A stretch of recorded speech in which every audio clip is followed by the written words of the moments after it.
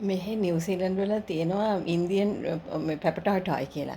එතන මේ මගේ හරිය ලේඩි කෙනෙක් ඉන්න හරිය ආදරේ එයාගේ දුවයි මගේ දුවයි එක වගේ ඒ දුව තමයි අම්මයි දුවයි බිස්නස් එක කරන්නේ. ඉතින් අලුතෙන් මොන හරි ආවම මට එන්න කියලා කිව්වා ඊයේ මදර්ස් ඩේ එකට ස්පෙෂල් ඔෆර් දාලා තිනවා කියලා මට එන්නකෝ මේ ලස්සන මේකක් මට හරිය අඩුවට ඒගොල්ලෝ දෙන්නේ.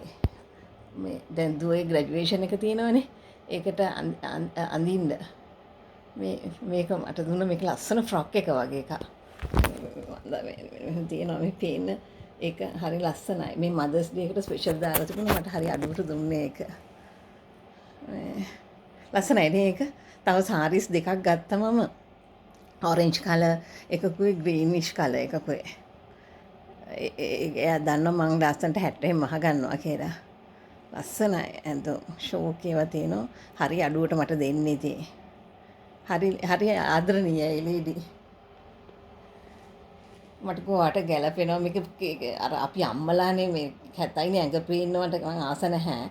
ඒ හින්දා ලස්සන එක හරි විනීතයි ඇඳුම. හොඳයි. මගේ හොඳ යාළුවෝ ඉන්නවා. මම ඉතින් මේ හැමෝත් එක්ක හොඳට කතා බහ කරනවානේ.